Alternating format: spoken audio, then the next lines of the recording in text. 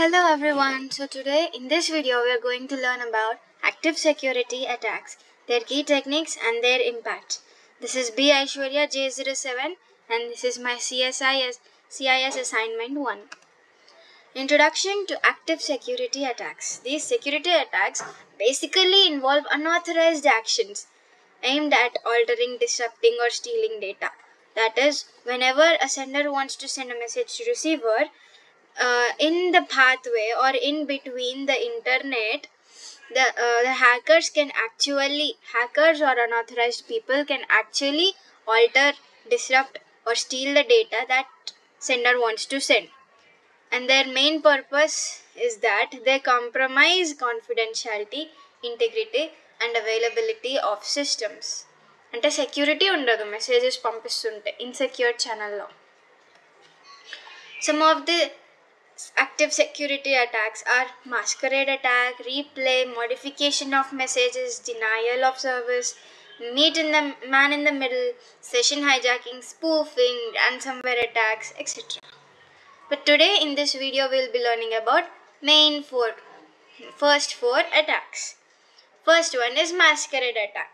Masquerade, from the name itself we can say that some unauthorized person is masking himself. See, an attacker pretends to be an authorized user by using stolen credentials or impersonating a legitimate entity. Ante oka hacker or third party or else some unauthorized person steals the data of authorized person. He uses it to impersonate that guy, to impersonate the original guy. The impact in this attack is unauthorized people can access to sensitive data or systems. Okay, let me explain with the help of an image. Here, Bob is the third person. Bob is the hacker or unauthorized person. Lily is the sender and John is the receiver. When Lily wants to send a message to John, she can directly use her Lily credentials and send message to John. But Bob here, he steals the credentials of Lily. He pretends to be Lily and sends the message to John. So what will John understand? That he is getting message from Lily only. But in reality, John is getting message from an unauthorized person called Bob. So this is called masquerading attack. Bob, the third person, this unauthorized person, is wearing a mask and pretending to be the authorized person called Lily and sending the messages to John. This is one way of trapping the messages. The second attack is replay attack. From the replay definition itself, we can say that the message is being replayed after some delay of time. That is, the attacker intercepts and retransmits valid data or messages to gain unauthorized access. అంటే ఏం లేదండి, replay అంటే ఒక hacker లేదా ఒక third person వచ్చి he will take the message from sender, he will keep that message to himself without any modification, but after some time he will send it to the receiver. The drawback or impact in this replay attack, that is compromising the integrity of communication and allows unauthorized actions. Integrity of communication means the data is not modified. That is, whatever sender wants to send the message to receiver, it is not modified, but it is getting sent by unauthorized person. That unauthorized person sending messages to receiver after some time is called unauthorized actions. Example, reusing an intercepted encrypted password to access the system. అంటే ఏం లేదు, main person sender నుంచి details తీసుకొని నేను కొద్దిసేపు అయ్యాక నీ కంప్యూటర్లో లాగిన్ అవ్వడం, నేను అన్ఆథరైజ్డ్ పర్సన్ అనమాట. So this is the example. Bob is third person again, that is hacker or unauthorized person. Lily is the sender, John is the receiver. When Lily wants to send a message to John via internet, This Bob person captures the message and can send it multiple times or resend it again. TIO ante em ledu. So Lily, when she wants to send a message to John via internet, this Bob or hacker will take the message from Lily. He will keep it to himself. He captures the message. He will resend it as many times as possible or only one time as possible after a certain period of time. Time plays a very important role here. అందుకే reply అంటున్నాం. Same message వెళ్తుంది కానీ Bob నుంచి వెళ్తుంది. Actual టైంకి ఇప్పుడు lily వచ్చే message 5 o'clockకి పంపించింది అనుకో, 5 pmకి డీటెయిల్స్ పంపించమని, or else to submit a project details. But this Bob person will capture the Lily's message and he will send it to John at 9 pm. అంటే సేమ్ మెసేజ్ వెళ్తుంది కానీ 9 pmకి వెళ్తుంది. ఈ మధ్యలో గ్యాప్ వచ్చిందని లిల్లీకి తెలీదు, జాన్కి తెలీదు. బాబ్ ఏం చేస్తాడు, బాబ్ 5 pmని 9 pmలోకి కన్వర్ట్ చేసి మారుస్తాడు, జాన్కి పంపిస్తాడు. So that is called replay attack. Next attack is modification of messages. నేమ్లోనే అర్థమైపోతుంది. మోడిఫికేషన్ అంటే మెసేజ్ని మార్చడం, మెసేజ్ని కావలసినట్టు చేంజ్ చేయడం.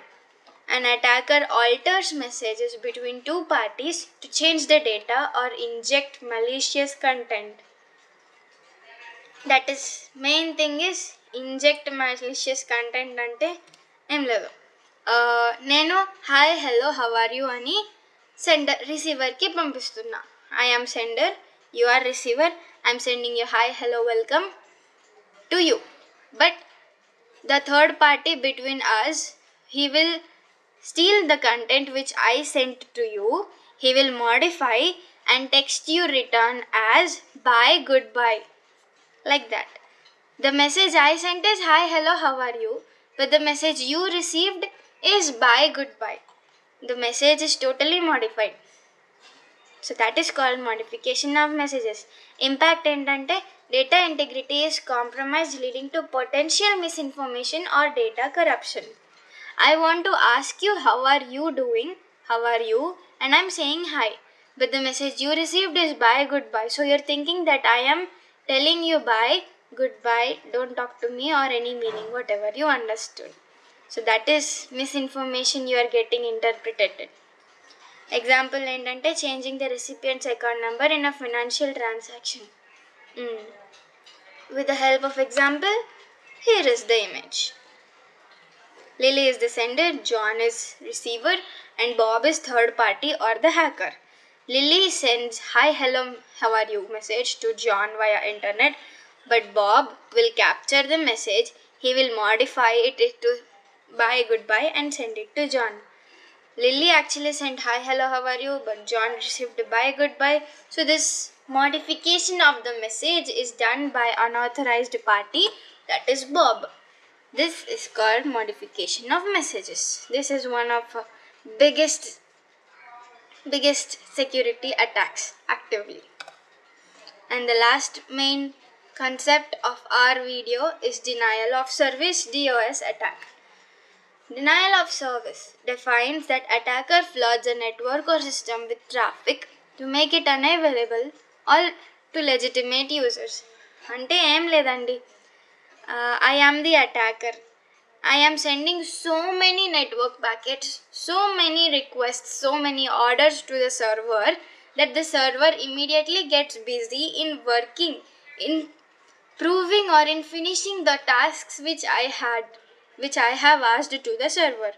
The server literally gets busy in executing each and every request or each and every data packet I've sent.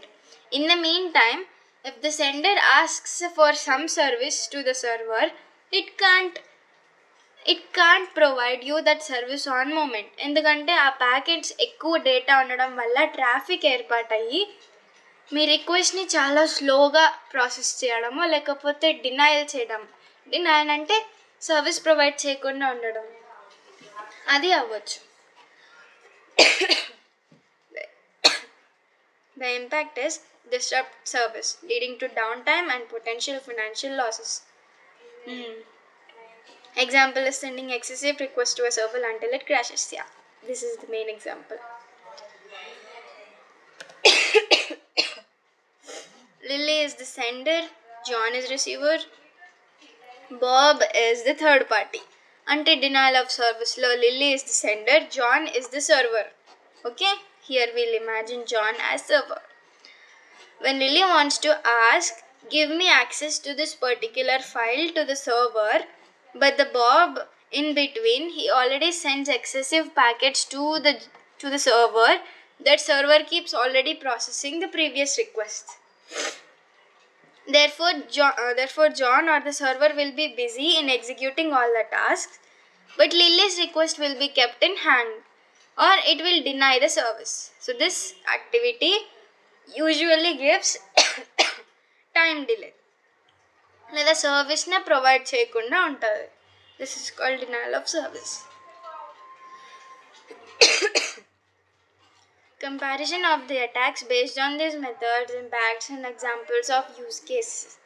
The key takeaway is understanding the differences helps in preparing appropriate defense mechanism. ఈ 4 main అటాక్స్ని అర్థం చేసుకుంటే దాన్ని ఎట్లా defence చేయాలి అంటే అవి malicious activities from unauthorized person కాకుండా ఎలా ఉండాలో మనకి చెప్తారనమాట. మిటిగేషన్ స్ట్రాటజీస్ అంటే ఏం చేయాలి అని. మాస్కరేడింగ్ యాక్టివిటీకి use multifactor authentication, monitor for unusual activities. Masquerading అంటే stealing authorized person's credential and acting like you are authorized even though you are unauthorized person. So అప్పుడు ఏం చేయాలంటే మల్టీఫ్యాక్టర్ అథెంటికేషన్ పెట్టుకుంటే మన డీటెయిల్స్ మన దగ్గర సేఫ్గా ఉంటాయి, హ్యాక్ అయ్యే ఛాన్సెస్ తక్కువ ఉంటాయి. For second replay attack, implement timestamps and nonces to prevent reuse of data. And replay అంటే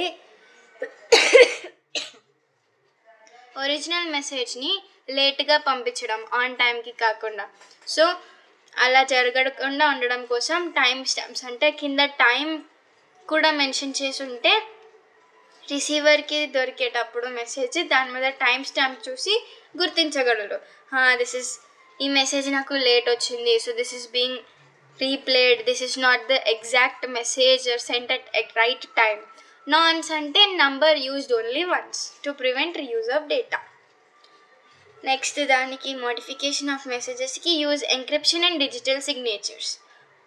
మన ఒరిజినల్ మెసేజ్ని వేరే వాళ్ళు మార్చి రాయకుండా ఉండడం కోసం we have to use encryption and digital data signatures.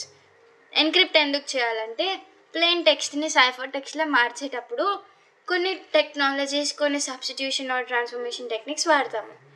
So దాన్ని డీక్రిప్ట్ చేయడానికి లేకపోతే డీకోడ్ చేయడానికి హ్యాకర్కి టైం పడుతుంది. లేదా డిజిటల్ సిగ్నేచర్స్ వాడడం వల్ల it reduces the chances of getting modified because it becomes difficult for hacker or unauthorized person. And last, denial of service attack, employee network filtering, load balancing and anti-DOS services. Anti-DOS service అంటే ఎన్ని request అడిగినా కూడా server దాన్ని execute చేయగలిగేటట్టు ఉండాలి. Or else request from unauthorized person should be denied for the server. This is what we've learned in this video. Thank you.